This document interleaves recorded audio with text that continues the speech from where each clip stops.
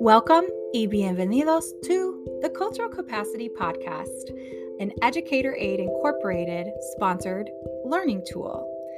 I'm your host and guide, Justine Gonzalez, and here on the Cultural Capacity Podcast, we are committed to exploring and supporting individuals and organizations on their journey of self-aware leadership, emotional wellness, and development of effective cross-cultural communications. Be sure that you check out each of the show's episode notes, where every time we're sharing free learning resources and tools, as well as text recommendations, workshops, trainings, and also featured guests in our monthly extended episodes where we feature thought leaders, both existing and emerging, across these realms of topics that we explore together. The design of our episodes, like this one you're about to hear, is where we typically spend around 15 minutes diving deep with one specific question. This is intentional by design, so be sure that you tune in throughout the whole episode. Tap into the show notes to explore and examine both the free and paid resources for you and your teams, the organizations you serve in. And be sure to hit follow, subscribe, or share when you find value and feel led to share with others. I'm so glad that I'm here with you. I'm so glad, most of all, that you showed up for yourself today. Let's dive in together and let's continue to live out our lives in a compassionately curious way that brings out the best in not only ourselves, but in those we interact with every day.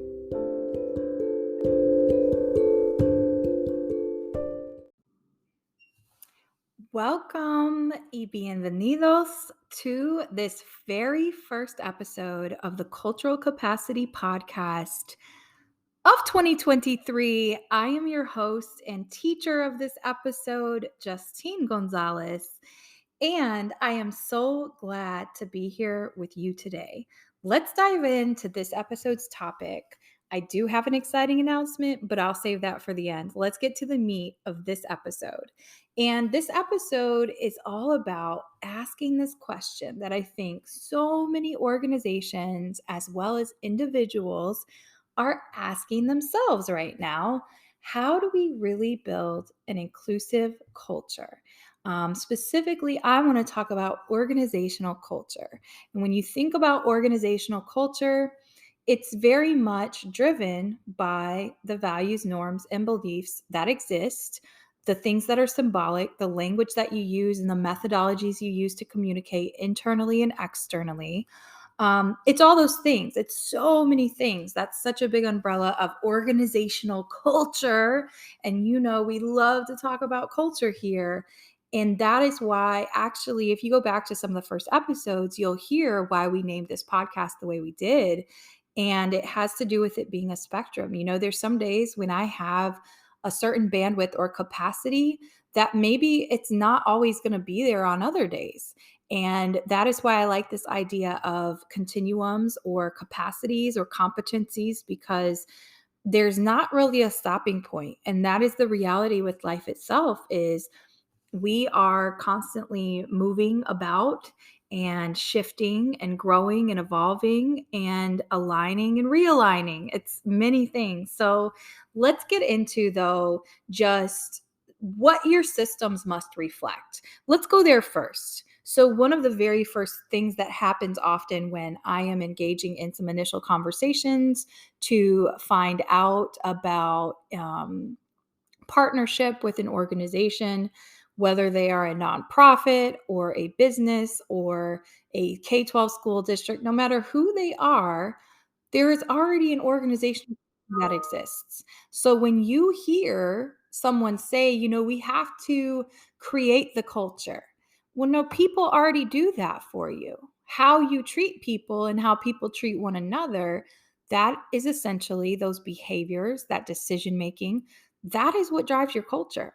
Not just because you put something on a wall, not because you made a vision statement that's aligned. It's how people actually live those things out. So in order to build an inclusive organizational culture, one of the things you must be willing to examine as an organization are the current systems that you have. And I will give a shout out to one of my dear friends and colleagues, Dr. Stahlbaum, Dr. Erin Stahlbaum, and she did so much of her body of research is around systems and systems work. So, hey, Erin, just giving you a shout out. But, anyways, I say that because if we're not first looking at that systems level, you often hear the term systematic and systemic. They actually have two different definitions. But when you think of systems in general, these are the three things. So if you want to take down a note or you want to pause this or make a bookmark note, whatever you need to do, I know you can do that if you're listening on Audible. Yes, we stream our podcast on Audible, so you can bookmark it and take little notes. Just a little fun fact if you didn't know. But these are the three.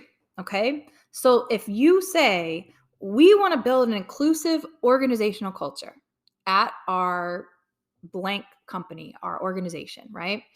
These are the first things that I would encourage, and I do encourage partners to look at within their systems. Do you have a system for prioritizing time for people to actually come together intentionally? This could be something like affinity groups, it could be workshops, it could be healing circles, etc.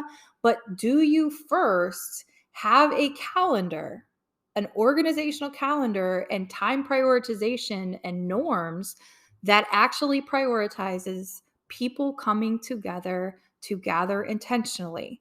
And I don't mean for a weekly meeting where you run down a list of tasks or you do data updates or what have you. Those also have a purpose, those type of gatherings and commitments, but it's different than if you've said, this is so important, our schedules and our time allocations must reflect this. This also goes for money and energy resources, right? So if you're going to say something is vital and important and that you want to build an inclusive organizational culture, there's actually many, many layers involved in this process.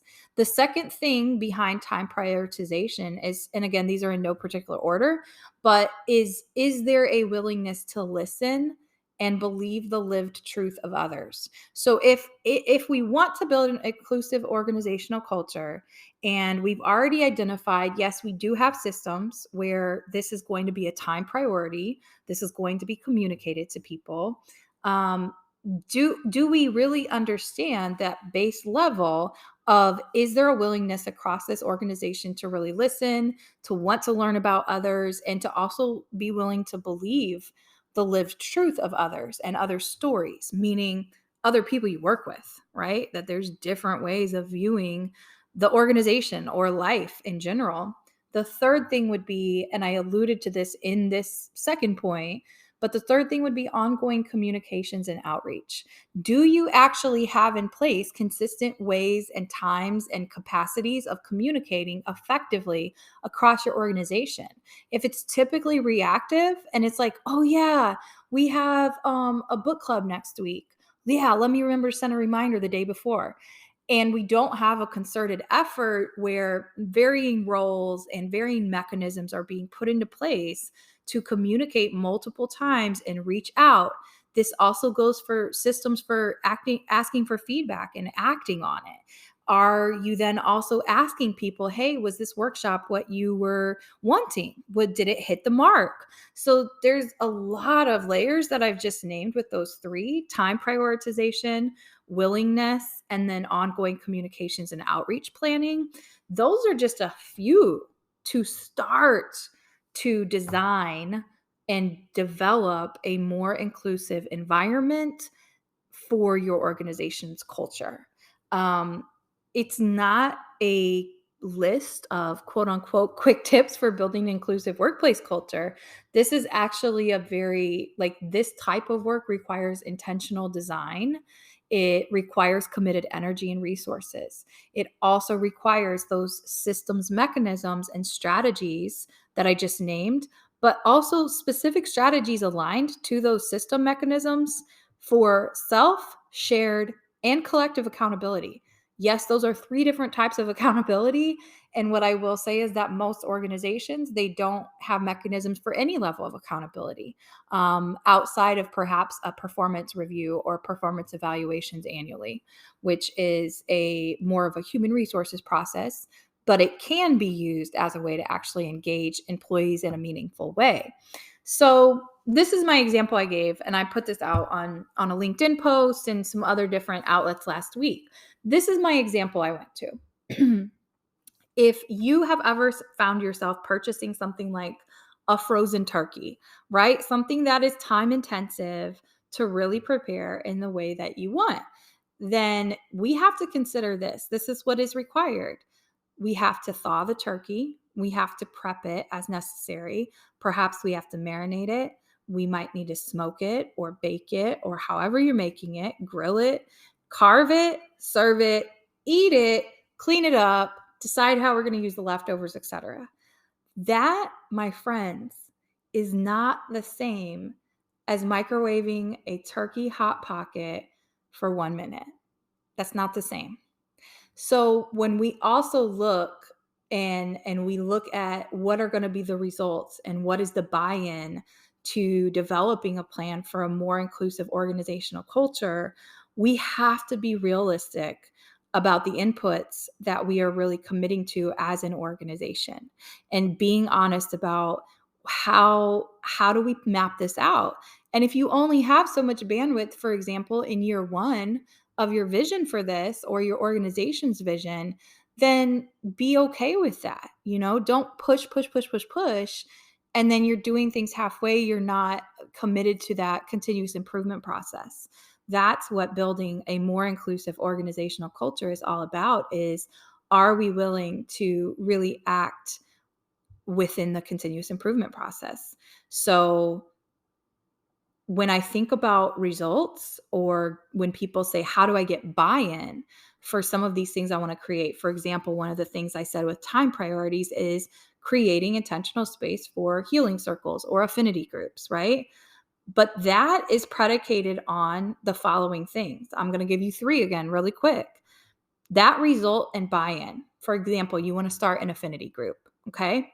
That is based on this: intentional strategy design with a willingness to pivot responsively. There we go again, the continuous improvement process. It's not a stopping point. There's not some point you get to and you're just a perfectly inclusive organization. Um, the second thing would be the ongoing energetic commitment across all segments of the organization. I'll read that one more time. Ongoing energetic commitment across all segments of the organization. When I say energetic, I mean energy equals time, money, and resources. If your CFO is not on board with something, they will find perhaps reasons why money can't be allocated for certain initiatives. So when we do look at, oh, yeah, no, but this group doesn't need a workshop, or this group doesn't need support, we have to remember where the decision making comes from and what that's reflective of.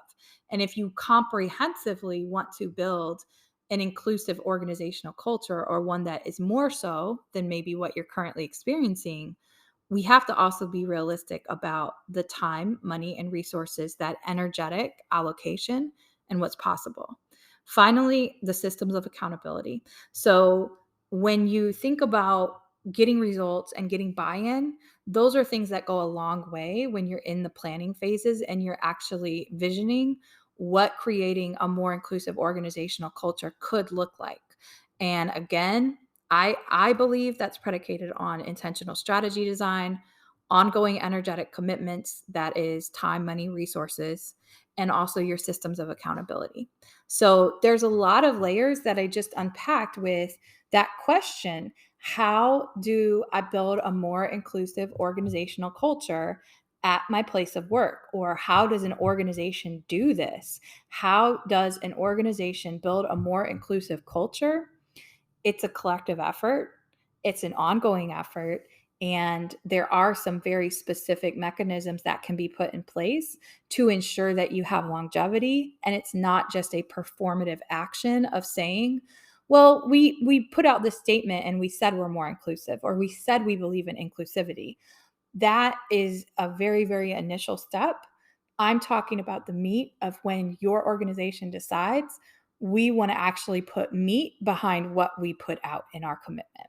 So those are my thoughts. I wanted to come on and personally just say hello and happy new year. Our last episode before the start of the new year was literally released, I think, on New Year's Eve, and it's all about why is it important to be grateful. So in that particular episode, I do give a sneak peek, but I do have to let you know this Friday, our first featured voices episode of the year is dropping. So I had to put out this episode to give you some notice. Make sure that you let us know, give us a recording about other topics you want to hear about this year. And I'm so glad that you're here. So, with no further ado, thank you for tuning into this first episode of 2023. Our team is so excited to continue to bring you incredible access to free resources. So, the biggest thing that I can ask of you is in the show notes, hit that link so you can go subscribe to our YouTube channel, because next week, again, you will see the live premiere. I would highly recommend watching the video version of these extended episodes, which are our featured voices. Most of them are around an hour and will be released in multiple parts on YouTube. However, I am giving you that sneak peek again. If you didn't get a chance to hear, we're going to go into our sponsored ad that me and my longtime soulmate Thaddeus put together. We're working on a new one for y'all in 2023. We know our sound quality is not up to par, but we had a blast making it. So you're going to hear the commercial, and then it's going to go right into that soundbite with Martine Kalaw, who is not only a best-selling author, she's just a phenomenal human. And I can't wait for you to learn from her and hear her story. It's incredible. So that is going to drop later this week here on the podcast. However, I am putting this link in the show notes for you all. Please go subscribe to the Educator Aid YouTube page. You do not want to miss out on all of the free workshops and trainings we're releasing over there, as well as that premiere of Martine's interview next week. So you'll hear the ad. We are going to hear right after that a sneak peek preview from Martine's interview, which will go live later this week on the podcast here. And then you'll hear our outro. So until next time, let's make it an incredible 2023 together. And you know what I got to say? You know what I want us to do? I want us to continue getting compassionately curious together. Thank you all so much for tuning in and sharing with somebody if you found this message powerful. Take care. I wanted to ask you, because you probably get that question often, or you run into misuse of terms. And because you've also brought up this term of stateless, can you just break down like what are the terms people should use, especially if they're listening to like, well, I've never met somebody with Martine's story. So yeah, thank you for asking that. I think that that's such an important question in this conversation anywhere, because all of us we're now navigating in these uncharted waters where we don't know what to call someone. We're not sure what a person looks like on the outside, or how we perceive them is not necessarily how they identify themselves, right? So we don't know, and we don't want to say the wrong thing. We don't want to be shamed or blamed for being who we are, in the conversation around privilege, right? And so what my first answer is, I don't have the answers, right? I can tell you I prefer, but that doesn't mean that I speak for all other undocumented immigrants, or all other stateless persons, or all other Black women. You might meet another woman who looks exactly like me, my complexion, everything, who says, no, I'm not Black. Please refer to me as African American. Then you might go to the next woman and she might say, no, I'm not Black. Please don't refer to me as Black or African American. Please refer to me as African, right? Or Congolese. Or Caribbean. whatever. But that is why I wrote the ABCs of diversity, to make that point.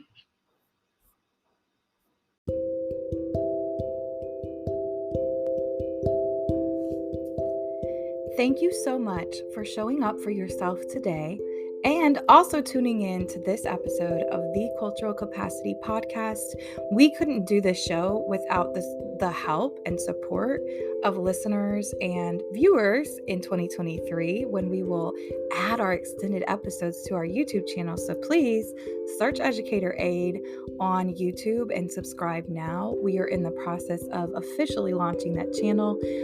Haven't been utilizing it for a number of years, and we're excited. We're excited to have you join in on these powerful conversations where we are going to be having some extended episodes, and you get to sit down and tune in and learn from some incredible thought leaders. So, again, thank you for your commitment to yourself and your own personal learning as well as professional development journey.